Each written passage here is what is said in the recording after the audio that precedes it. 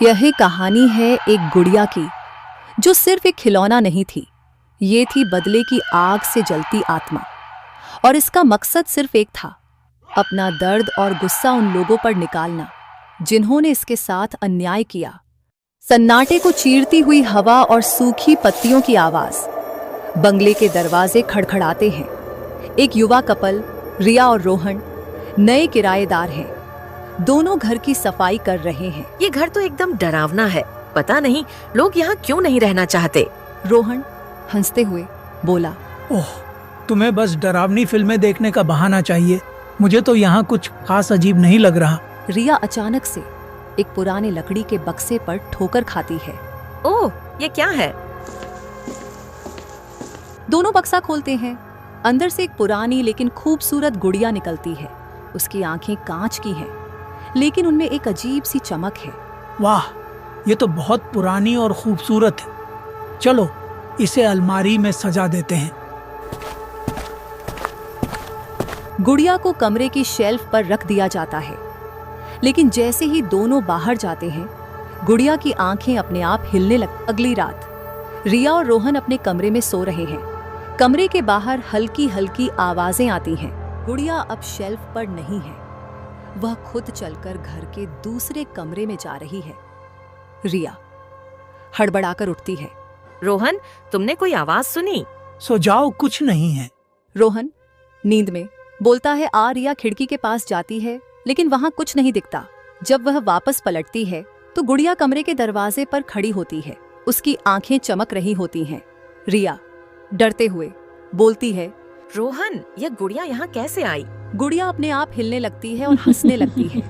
कमरे में रोशनी झपकने लगती है।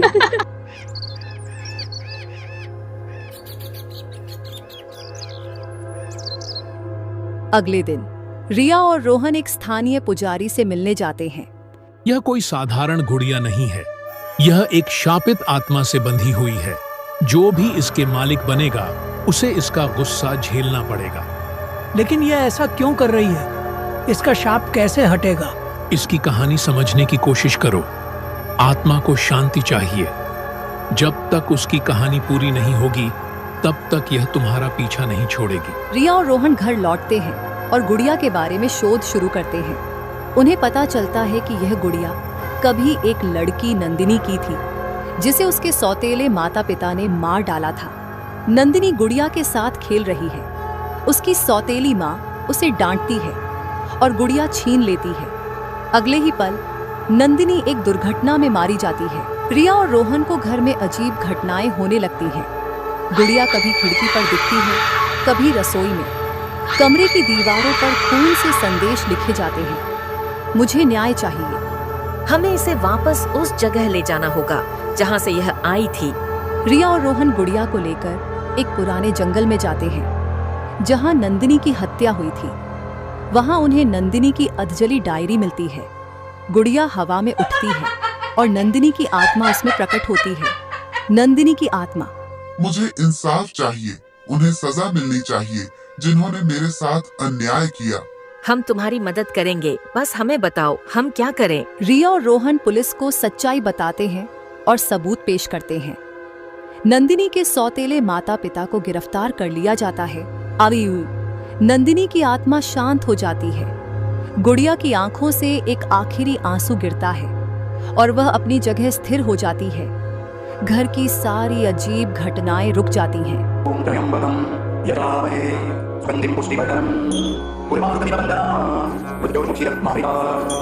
अब यह आत्मा मुक्त हो चुकी है। इसे शांति मिल गई है। रिया और रोहन गुड़िया को एक मंदिर में रख देते हैं ताकि वह फिर कभी परेशान न करे। गुड़िया मंदिर में शांति से रखी हुई थी। सब कुछ शांत लगता है, लेकिन तभी अचानक गुड़िया की एक आंख फिर से झपकती है। क्या यह गुड़िया सच में मुक्त हुई थी या यह सिर्फ शुरुआत है? अगर आप जानना चाहते हैं आगे क्या हुआ, तो इस चैनल को सब्सक्राइब करें और अगला एपिसोड देखें।